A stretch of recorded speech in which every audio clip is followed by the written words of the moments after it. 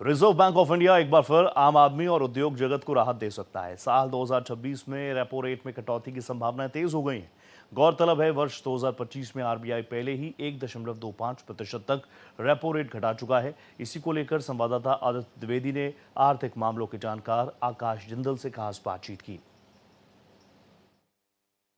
भारत की अर्थव्यवस्था को दुरुस्त रखने के लिए हो सकता है इस बार इस वित्तीय वर्ष में फिर से रिजर्व बैंक ऑफ इंडिया अपने रेपो रेट में काफी कुछ कटौती करे। इसको लेकर हमारे साथ हैं आर्थिक मामलों के जानकार आकाश जिंदल जी।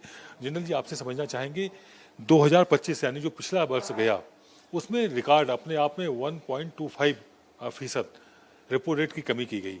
इस बार फिर से जो सर्वे आ रहे हैं, जो रिपोर्ट्स आ रही हैं आर्थिक मामलों की, उसमें ऐसा उम्मीद लगाई जा रही है कि फिर से रेपो रेट कम हो सकती है। क्या कहते हैं आप? देखिए, रेपो रेट कम होने की संभावना है। पिछले साल जितना कम होने की संभावना तो है नहीं है, बट हाँ, रेपो रेट्स कम हो सकते हैं, कुछ हद तक कम हो सकते हैं, क्योंकि डोमेस्टिक डिमांड को अभी बूस्ट करना है। आज देखिए, जो जियोपॉलिटिकल सिनेरियो चल रहा है, ऐसे में हिंदुस्तान को ग्रो करना है और हिंदुस्तान को फास्टेस्ट ग्रोइंग इकोनॉमी दुनिया में रहना है, जो कि हमारी सरकार का क्लियर कट टारगेट दिखता है, देश की सरकार का। तो ऐसे में डोमेस्टिक डिमांड को बूस्ट करना जरूरी है।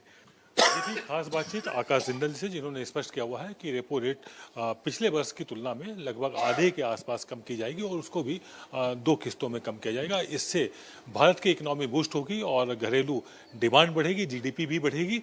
कुल मिलाकर के भारत की इकोनॉमी को और ज़्यादा मजबूत करने के लिए इस तरह के कदम उठाए जा सकते हैं। कैमरा पर्सन मनु के साथ आदित्य द्विवेदी, भारत एक्सप्रेस डिजिटल के लिए।